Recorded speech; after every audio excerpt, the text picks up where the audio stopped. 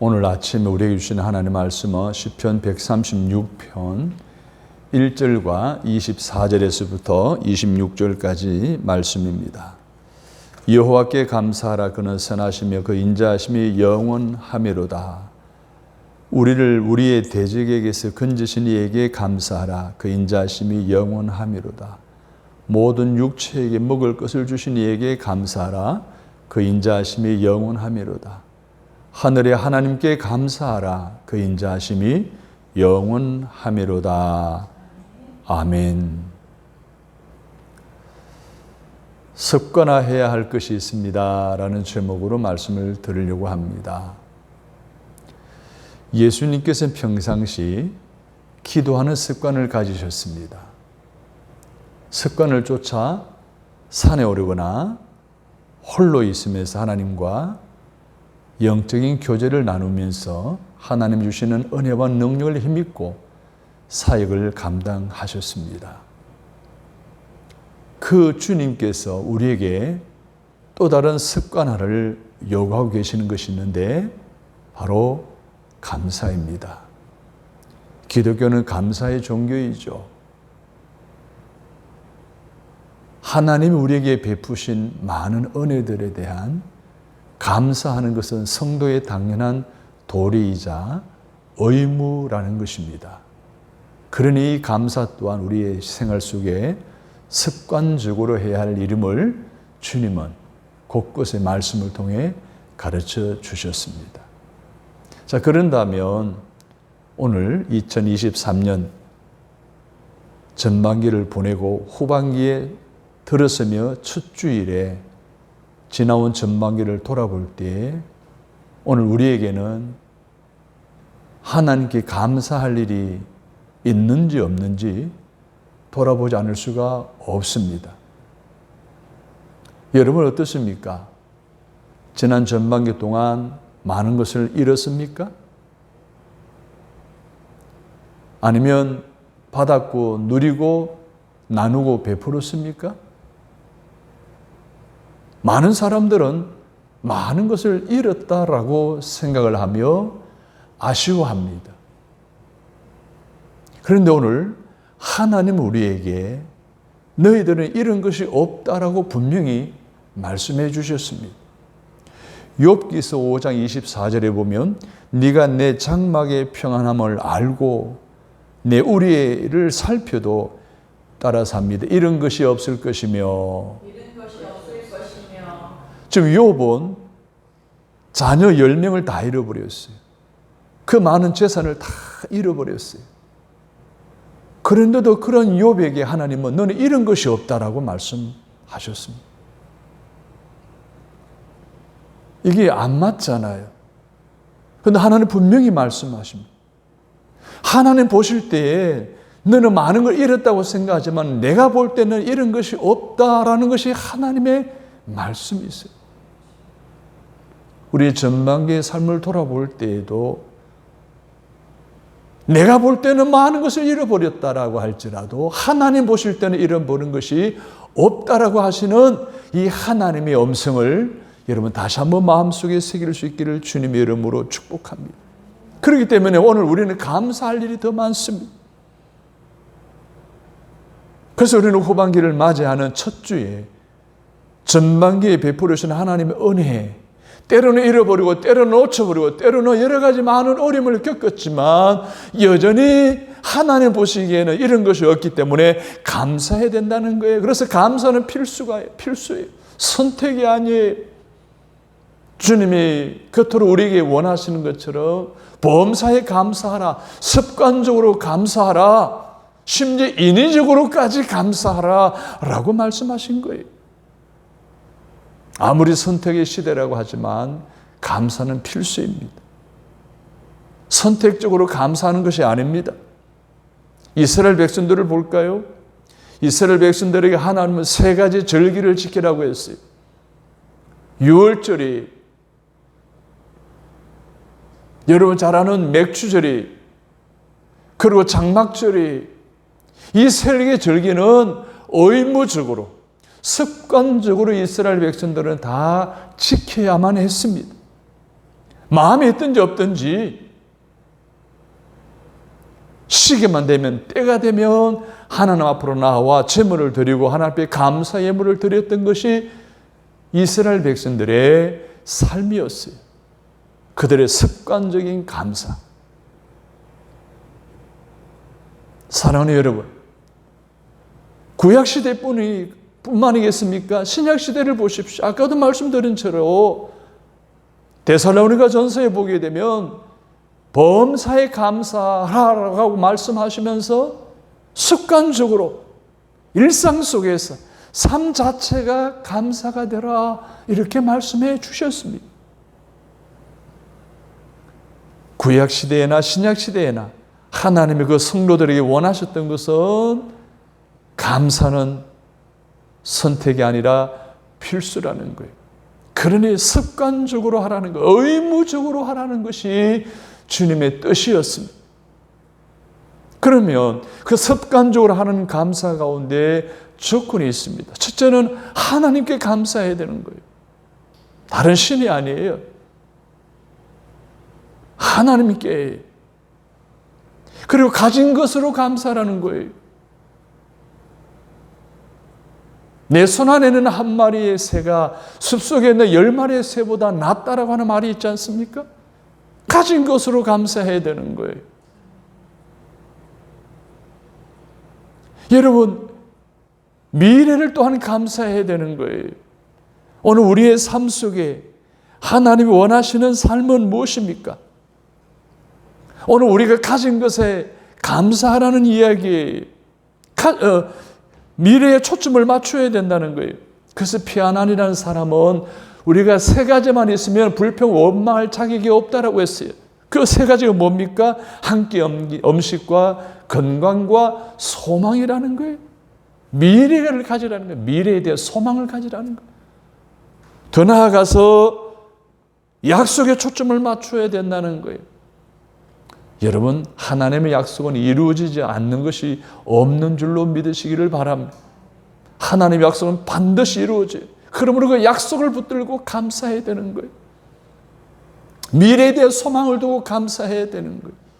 가진 것으로 감사해야 되는 거예요. 하나님께 대하여 감사해야 되는 거예요. 마지막으로는 소유가 아닌 존재 자체에 감사했습니다. 무슨 말입니까? 하나님의 자녀가 된 그 자체가 감사이고 현재의 구원이 감사라는 거예요. 이 5가지 조건을 전제로 해서 오늘 우리는 감사해야 된다는 거예요. 습관적으로 감사해야 된다는 거예요. 오늘날 우리도 이 5가지를 습관화해서 신앙생활을 할 수 있다면 얼마나 성숙한 감사, 하나님이 기뻐하시는 감사하는 신앙생활을 살 수 있을까요? 그래서 오늘 본문을 통해서 시편 기자의 습관적인 감사에 대한 이야기를 우리가 살펴보면서 구체적으로 무엇을 감사했나 보고 오늘 이 5가지 조건에 따른 크게 2가지로 습관적으로 감사해야 될 것을 말씀을 드리려고 합니다. 먼저는 하나님이 오늘 우리에게 구원을 주신 은혜에 감사해야 합니다. 많은 사람들이 그럽니다. 그건 당연한 거 아니냐라고 합니다. 그런데 우리는 당연한 것을 간구하고 있습니다. 당연한 것을 망각하고 살아가고 있습니다. 하나님 우리를 구원해 주시지 않았으면 오늘 내가 없습니다. 오늘의 현재가 없습니다. 오늘 이 시간으로 예배 드리지도 않을 것입니다. 그 나를 구원해 주신 것에 대한 감사하는 마음을 갖는 것이 습관적으로 가져야 할 중요한 감사의 제목이 되어야 된다는 거예요. 오늘 본문은 다윗이 쓴 시예요. 24절에서 다윗은 우리의 대적에게서 건지신 이에게 감사하라 라고 말했어요. 다윗에게 있어서 대적은 누구일까요? 사울 왕과 그의 부하들이겠죠. 아들 압살롬과 그의 추종자들이겠죠. 그들에게서 구원해 주셨다는 거예요. 붙잡히면 죽게 되는 상황에서 다윗은 생명을 얻게 된 것에 대해서 그렇게 감사하고 있는 거예요. 그럼 오늘날 우리에게 있어서의 대적은 누구일까요? 우리를 멸망의 구름텅이로 끌어가고 몰아가는 어둠의 세력이 아닐까요? 마귀의 권세가 아닐까요? 나로 하여금 지치고 힘들고 절망하게 하는 이 영적 대상자들이 오늘 우리의 대적들입니다. 그들에게서 구원해 주신, 사망과 멸망 가운데 건져주신, 생명으로 이끌어 주신, 하나님의 자녀로 삼아 주신 그 놀라운 구속의 은혜, 대적에게서 건지신 그 은혜를 감사한 다윗처럼 오늘 저와 여러분도 예수 그리스도로 말미암아 죄악 가운데 구원받아 하나님의 자녀가 된 것에 대한 구원의 은혜에 감사할 수 있는 저와 여러분이 되시기를 주님의 이름으로 축복합니다. 인생에 있어서 가장 큰 감사의 제목은 따라서 합니다. 내가 구원받은 것입니다.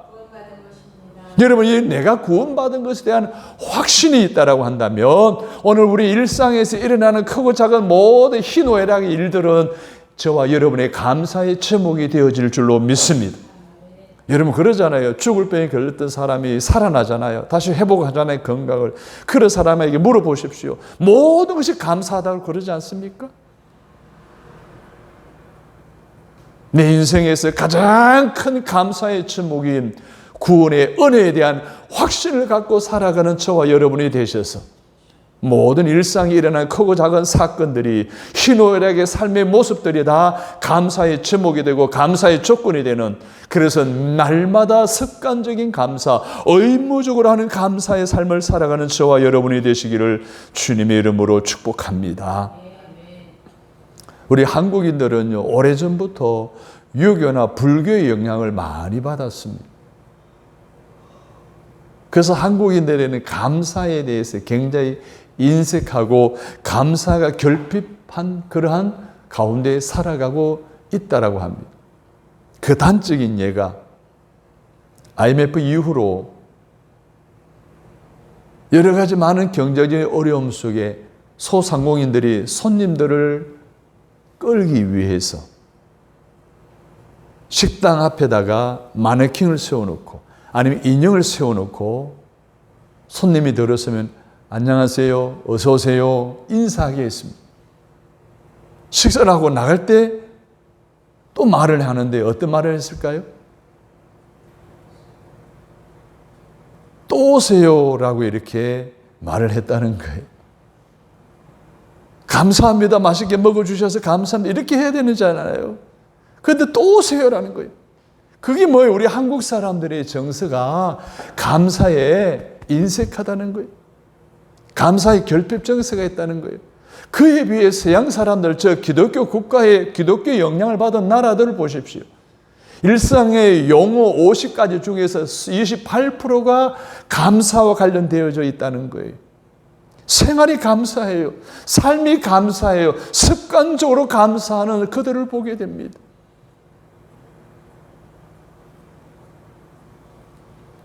여러분, 감사는 우리 신앙의 질이고 인격인 줄로 믿습니다. 그래서 신앙생활의 소인배들은요, 물질에 대해서 감사만 합니다. 그런데 신앙생활의 영적인 대인배들은 그렇지 않습니다. 구원받은 것에 대해서 감사합니다. 시편 118편 21절에서 시인은 주께서 내게 응답하시고 나의 구원이 되셨으니 내가 주께 감사하리이다. 시인은 지금 하나님께 기도했을 때 응답받은 것으로도 감사하지만 더 나아가 하나님이 나를 구원하신 것에 대해 더 특별하게 감사하고 있습니다. 우리에게도 구원받은 것 이상으로 더 큰 감사의 조건은 없어야 할 것입니다. 이 사실을 우리가 신앙적으로 수용할 수만 있다면 지난 전반기에 일어난 크고 작은 많은 일들, 희노애락의 많은 삶의 내용들이 다 감사의 제목이 될 줄로 믿습니다. 여러분, 우리에게 일어난 일들 가운데 감사하지 않을 것이 하나도 없다는 거예요. 오늘 이 대인배의 성숙한 신앙생활을 했던 이 다윗은 5절 9절에 보십시오. 내가 처해진 환경이 그 자연 환경에까지도 감사하고 있습니다. 그런데 1절 4절에 보게 되면요, 아니 10절과 22절에 보게 되면 출애굽을 감사합니다. 구원해 주신 것을 감사하고 있어요. 애굽의 장자를 죽이시고 출애굽하시고 애굽의 군사들을 수몰시키시고 광야에 40년 동안 인도해 주신 그 하나님의 손길이 담겨져 있는 모든 삶에 있어서 그들은 감사하고 있는 거예요. 이런 구원에 대한 감사가 그들의 습관적인 감사 생활이었습니다. 사랑하는 여러분, 우리의 일상생활에서도 일어나는 구체적인 사건들이 구원해 주시는 하나님의 손길이 닿지 않은 것이 하나도 없습니다. 이것을 인정하는 습관적인 감사가 넘치는 여러분 되시기를 바랍니다. 그러므로 하나님의 손길 가운데 구원함 받은 것에 대해 특별히 감사하는 저와 여러분 되시기 바랍니다. 여러분, 구원해 주셨다라는 것이요, 얼마나 귀한 것인 줄 모릅니다. 서해바다에는 나름대로의 경계선이 있어요. 그러나 경계선이 있지만 그 바다에 사는 물고기는 경계가 있어요, 없어요? 없어요. 그런데 이상하죠? 서해에서 잡히는 물고기의 가격이요, 천차만별이에요. 왠 줄 아세요? 무슨 이야기인 줄 아세요? 서해 바다의 물고기는 다 같은 물고기, 같은 환경에 처해 있는 물고기예요. 그러나 중국 배에 잡히는 고기보다도요, 한국 배에 잡히는 고기가 훨씬 비싸다는 거예요. 훨씬 가치가 있다는, 심하게는 10배 이상 가격이 차이 난다는 거예요. 무엇을 의미해요? 우리가 하나님으로부터 구원받은 것과 사단의 올무에 빠져 멸망받는 것과는 사람의 가치가 그만큼 차이가 난다는 거예요. 그만큼 우리가 하나님으로부터 구원받은 것 자체가 얼마나 가치 있는 일이고 얼마나 우리 인간의 가격이 상승한다라고 하는 사실을 생각해 볼 때에 감사하지 않을 수가 없는 거예요. 우리는 구원받은 하나님의 자녀가 되었으니 얼마나 고귀하고 아주 비싼 인격체인 줄 모릅니다. 그렇습니다. 우리가 사망과 대적 가운데서 구원받고 못 받고는 세상에서 엄청난 차이를 주는 거예요. 그래서 질문이 있습니다. 구원 못 받고 잘 되는 것이 좋습니까? 구원받고 좀 못 되는 것이 좋습니까? 물론 구원도 받고 잘 되는 게 좋겠죠. 그럼 둘 중에 하나를 선택하라면 뭘 선택하겠어요? 좀 못 돼도 구원 받는 것이 우리가 선택해야 하지 않겠습니까?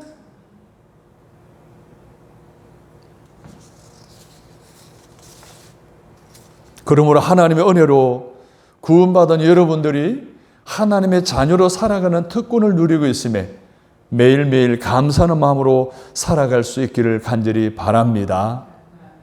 우찌무라 간조라고 하는 일본이 나온 세계적인 신학자는 이런 말을 했어요.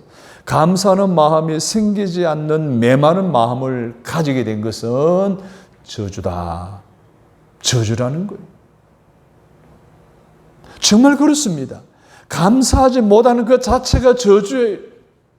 감사할 마음이 없는 것 자체가 어둠의 세력이 저주예요. 사랑하는 여러분, 오늘 우리의 삶 속에 하나님 베풀어 주시는 구원에 대한 감격 속에 매일 매 순간순간 살아가면서 그 감격에 감사함이 넘쳐 습관적으로 의무적으로 하는 감사하는 저와 여러분이 되시기를 주님의 이름으로 축복합니다. 많은 사람들이 그 구원받음에 대해 감사를 잃어버리고 살아갑니다. 왜 그런 줄 아세요? 은혜를 잊어버렸기 때문에 그래요. 은혜를 잊어버리게 하는 것 때문에 그래요. 지난 주일에는 누가복음 17장에 10명의 나 환자와에 관한 말씀을 함께 나누었습니다. 10명이 나병으로부터 고침을 받았는데 9명은 오지를 않고 1명만 하나님께 영광 돌리고 예수님께로 돌아와 무릎 꿇고 감사를 드렸습니다. 그 9명은 율법적인 그 사고 때문에 나았으니 이제는 제사장으로 가서 보여야 한다, 가족에게로 돌아가야 된다라는 생각에 감사하는 걸 그냥 까맣게 잊어버린 거예요. 그러나 1명은 그러진 않았습니다. 그는 자기가 나은 것을 보고 하나님께 영광과 경배를 드리고 주님께로 돌아와서 무릎 꿇고 감사를 드렸을 때 하나님이 그에게 내 믿음이 너를 구원하였느니라 구원의 축복을 주신 거예요. 사랑하는 여러분, 오늘 저와 여러분의 하나님은 구속의 은혜를 주신 줄로 믿습니다. 이 은혜를 잊지 않으시기를 바랍니다. 은혜를 잊는 것은 배은망덕이에요. 요즘 많은 사람들이 건망증이 심하다 그러죠. 손에 열쇠를 쥐고 있으면서 열쇠를 찾는 건망증. 어떤 사람들은요, 자기가 칫솔 하고 양치질 하고 나오면서도 양치질을 했는지 안 했는지 이 건망증 때문에 기억이 안 나서 다시 들어가서 칫솔을 만져보고 물기가 있으면 했고 물기 없으면 안 했고 다시 하고 나온다는 거죠. 여러분, 그런 거는 잊어버려도 괜찮잖아요. 한 번 안 하면 어때요? 다시 하면 되죠. 또 냄새 좀 풍긴다고 어때요? 죽고 사는 문제 아니잖아요. 그런데 하나님의 구속의 은혜를 잊어버리는 배은망덕은 아닙니다. 여러분, 우리는 하나님께 감사해야 됩니다. 세상에서 가장 큰 감사의 제목인 나를 구속하신 은혜, 나를 하나님의 자녀 삼아주신 은혜, 나를 하나님 멸망의 길로 가는데 생명의 길로 이끌어주신 그 놀라운 하나님의 구속의 은혜, 그거는 잊지 아니하고 습관적으로 의무적으로 감사하는 저와 여러분이 되시기를 주님의 이름으로 축원합니다. 하나님께 대한 감사는 잊지 마십시오. 감사를 잊으면 가장 큰 배은망덕이 됨을 기억하십시오. 은혜를 잊어버린 사람과 상대도 하지 말라라는 말이 있잖아요. 두 친구가 사마귀를 가고 있습니다. 가다가 다투었어요. 그래서 한 사람이 상대의 뺨을 때려버렸어요. 뺨을 맞은 사람은 곧바로 모래에 엎드려야 되니 모래에 글을 씁니다. 오늘 나의 가장 친한 친구가 나의 뺨을 때렸다. 그런 말없이 오아시스가 나타날 때까지 걸어갑니다. 오아시스를 만났습니다. 먼지투성이 몸을 씻기에 오아시스에 뛰어들었는데 그만 그곳이 늪이었습니다. 모래 늪이었습니다. 빠져들어갑니다. 그때 뺨을 때린 사람이 뺨 맞은 사람을 다시 꺼내 살려줍니다. 건점을 받은 이 뺨 맞은 사람이 바위 위에 가더니 글로 새깁니다. 오늘 나의 가장 친한 친구가 나를 늪에서 살려주었다. 그 광경을 두 번이나 본 뺨을 때린 사람이 너무 이상하잖아요. 뺨을 맞았을 때는 모래에 죽고 또 건져 주었더니 바위에 새기는 거예요. 왜 그랬냐라고 했더니 그 뺨을 맞은 사람이 이런 이야기를 했습니다. 내가 손해를 보거나 피해를 입은 것에 대해서는 모래에 쳐가야 된다는 거예요. 왜냐하면 용서의 바람이 불어와 싹 치워버리도록 하기 위해서. 그는 나에게 큰 유익을 주고 내 생명을 살려주신 은인에 대해 관한 것은 우리가 바위에 죽어야 된다는 거예요. 들어와 바위에 죽어야 된다는 거예요. 그 왜냐라고 물었더니 내가 받은 은혜에 관한 것은 아무리 바람이 불어도 지워지지 않도록 하기 위해서 그랬다는 거예요. 야, 이게 얼마나 귀한 것입니까? 사랑하는 여러분, 오늘 우리가 믿음의 생활 속에 여러 가지 많은 일들이 일어날 수 있습니다. 그 많은 일들을 여러분 꼭 잊지 말아야 할 것이 있습니다. 받은 바 은혜입니다. 이것이 진정한 감사하는 자의 태도가 아닐까요? 우리에게 은혜를 주시는 하나님 구원을 한 시간도 잊지 아니하시는 저와 여러분이 되시기를 바랍니다. 그래서 범사에 감사하는 주님의 가르침대로 모든 일뿐만 아니라 특히 구원하여 주시는 하나님의 은혜에 습관적으로 하는 감사, 넘치는 신앙인격으로 신앙의 질을 한층 더 높여서 나를 향하신 하나님의 뜻대로 살아가는 성숙한 크리스천들이 다 되시기를 주님의 이름으로 축복합니다. 자, 그럼 두 번째로는 따라서 합니다. 하나님 한 분으로 인하여 감사합시다. 나의 삶에 구체적인 사건을 주시는 하나님이 감사의 대상입니다. 하나님인데 어떤 하나님이요? 나의 구체적인 사건을 허락해 주신 하나님이요. 그 사건을 해결해 주신 하나님, 사건을 이끌어 가신 그 하나님 때문에 그분을 인하여 감사한다는 거예요. 이것이 감사의 대상으로 삼았던 시편 기자는 시편 136편 1절에서 이렇게 시작합니다. 여호와께 감사하라. 가진 것 때문이 아니에요. 얻은 것 때문이 아니에요. 누리는 것 때문이 아니에요. 이루어진 것 때문이 아니에요. 나로 하여금 갖게 하시고 얻게 하시고 이루게 하신 선하시고 인자하심이 영원하신 하나님 때문에 오늘 감사하고 있습니다. 사랑하는 여러분, 하나님으로 인하여 감사하실 수 있기를 주님의 이름으로 부탁합니다. 시편 138편 1절에는 내가 전심으로 주께 감사하며 신들 앞에서 주께 찬양하리이다. 주께 감사하고 주께 찬양하겠다라고 말하고 있습니다. 이렇게 구약에 나타난 하나님의 은혜에 대한 성도들의 감사는 소유가 아니라 존재에 대한 감사였습니다. 모든 구체적인 사건을 주신 하나님에 대한 감사였습니다.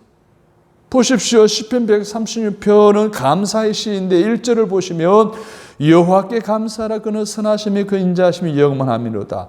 하나님의 선하심과 인자하심 그 자체로 감사하고 있습니다. 2절에 보십시오. 신들 중에 뛰어난 하나님께 감사하라. 모든 신들 가운데 뛰어난 신이신 하나님에 대해 감사하고 있습니다. 그 3절을 보십시오. 주들 중에 뛰어난 주께 감사하라. 이렇게 말하고 있어요. 그 인자심이 영원함이로다라고 말하고 있어요.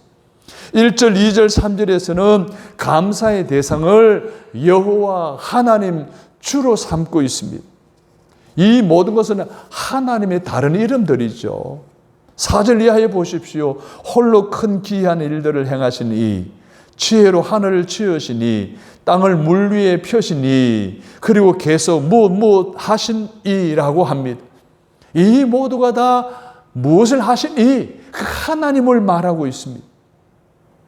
그래서 5절 9절에 보게 되면 하늘과 별과 달과 해 이 천체를 지으신 하나님께 감사할 뿐만 아니라 그것들을 지으시고 신들 중에 뛰어나시고 주들 중에 뛰어나신 홀로 큰 기이한 일을 행하시는 하나님이 감사의 대상이었습니다. 그러니까 다윗의 감사는 유일하신 하나님이었습니다. 그 하나님 때문에 감사할 일이 있었다는 것이에요. 로마서 14장 6절에 보면 먹는 자도 주를 위하여 먹으니 이는 하나님께 감사하며 먹지 않는 자도 주를 위하여 먹지 아니하며 하나님께 감사하느니라 라고 말하고 있습니다. 먹든지 안 먹든지 배부르든지 배고프든지 가난하든지 부자이든지 모든 것에 있어서 하나님께 감사할 수 있다는 것입니다. 그래서 바울에게 있어서 하나님은 희노애락의 모든 일에 있어서 감사의 대상이 된다는 거예요. 그렇다면 오늘 살아가는 우리도 사도 바울처럼 하나님께 감사하되 풍성하게 감사해야 하지 않을까요? 왜 그렇습니까?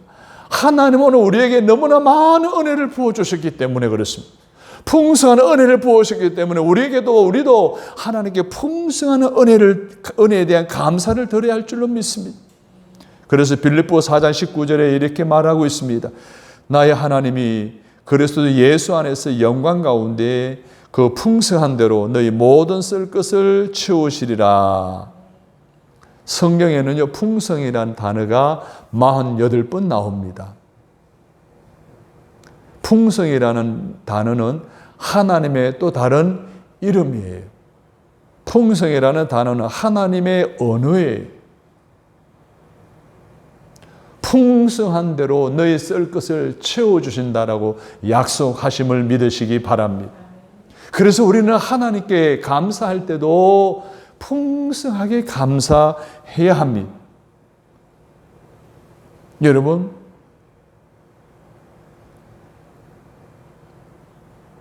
거지가 제일 싫어하는 색깔이 있다 그러죠.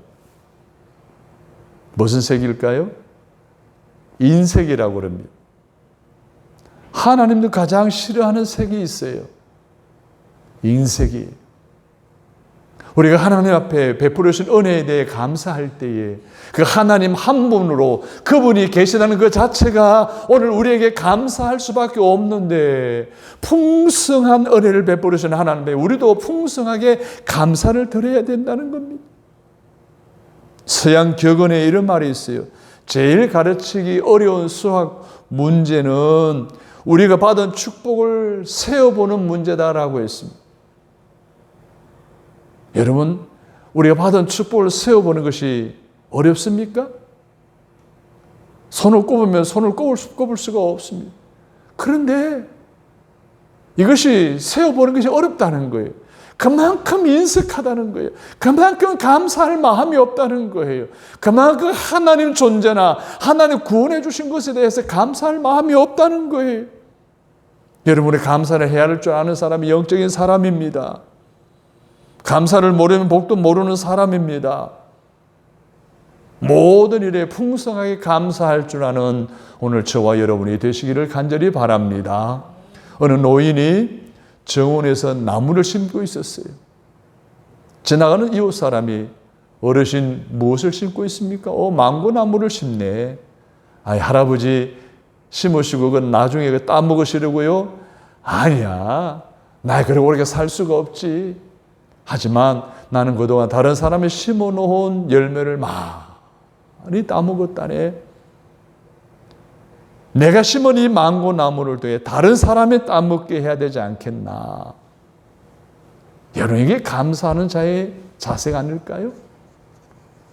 여러분은 어떻습니까? 여러분은 하나님의 은혜에 대해서 인색합니까? 풍성합니까? 여러분의 습관적으로 하는 감사에 인색함이 아닌 늘 풍성한 감사가 하나님께 드려진다면 하나님이 오늘 우리의 삶에 그분의 인자하심과 또 그분의 영원하심의 은혜를 따라 저희들의 삶의 모든 필요를 채워주실 줄로 믿습니다. 은혜를 아는 성도 여러분이 되시기를 바랍니다. 감사하는 여러분이 되시기를 바랍니다. 우리가 은총을 잊지 않으면 감사하게 되어 있습니다. 그래서 시편 103편 2절에서는 따라서 합니다. 내 영혼아 여호와를 송축하며 그 모든 은택을 잊지 말지어다. 그 은택을, 은혜를 잊지 말라는 거예요. 은혜의 반대말은 뭡니까? 배은망덕이죠. 광야에서 이스라엘 백성들은 배은망덕이었어요. 그래서 원망 불평을 모세와 하나님에게 일삼았습니다.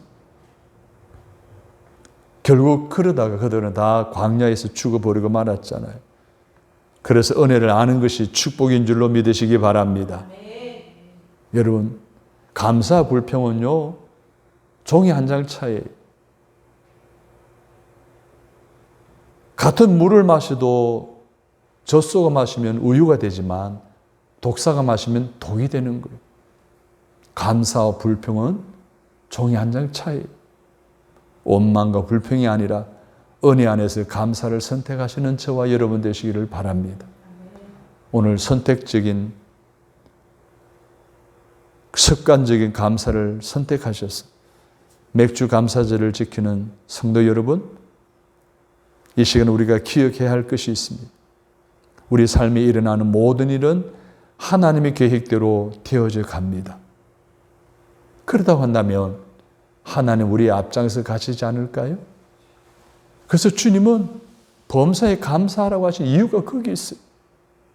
내 삶을 계획하시고 앞장서 가시기 때문에 그 삶 가운데 일어나는 모든 일은 감사의 조건이지 않을 수가 없다는 사실이에요. 그 가운데 우리는 특별히 구원받은 것에 대해 감사하시고 나를 구원하신 하나님의 내 곁에 항상 함께 하신다는 사실에 감사하되 인색함으로 아니라 풍성하게 감사하는 오늘 저와 여러분의 삶이 다 되어지는 귀한 믿음의 결단이 있으시기를 주님의 이름으로 축복합니다. 하나님, 우리에게 주신 하나님의 구원의 은혜와 날마다 나와 함께 하시는 은혜를 알아 습관적으로 감사함으로 하나님의 복을 받고 풍성한 삶을 사는 우리 모두가 되어지도록 귀한 말씀으로 깨닫게 해주시니 감사합니다. 이 말씀으로 후반기도 승리하며 살게 하옵소서. 감사하며 살게 하여 주옵소서. 예수님의 이름으로 기도합니다. 아멘.